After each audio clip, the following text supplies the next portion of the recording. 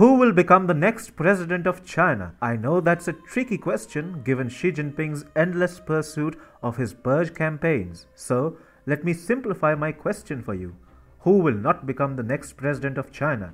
Well, you have hit the bullseye if your answer is Xi Jinping. And that's not what we feel, but that's what people of the People's Republic of China feel about their nation. Yes, they will be choosing their next leader by casting votes for their favorite leader. And that means the Jinping regime is about to be replaced by a democratically elected government in China by the end of 2022.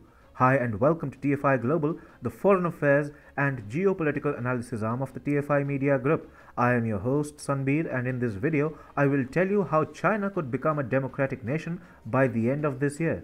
Let's begin. The Chinese Communist Party is a divided house, and not many are delighted with how Xi Jinping is leading the country. First, the pandemic, then an expansionist approach followed by an industrial catastrophe.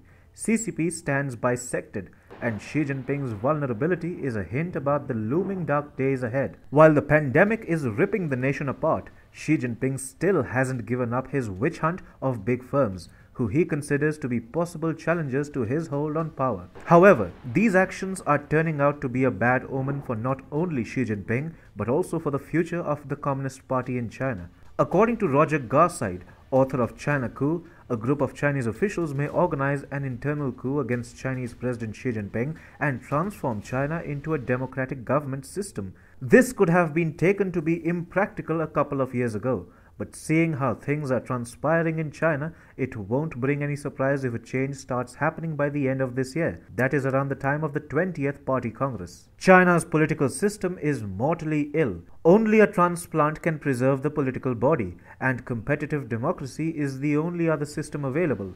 This is what Garside, a former ambassador, told Epoch TV on January 31st. Garside, who worked in the British Embassy in Beijing twice, claims that high-ranking CCP leaders, including Premier Li Keqiang, fear Xi Jinping is leading China in a very unsafe and dangerous route, endangering their money and power as well as the CCP's future. This, he claims, is why they are plotting to assassinate the Chinese president. The author went on to describe certain signs of the CCP's vulnerability that could lead to a takeover.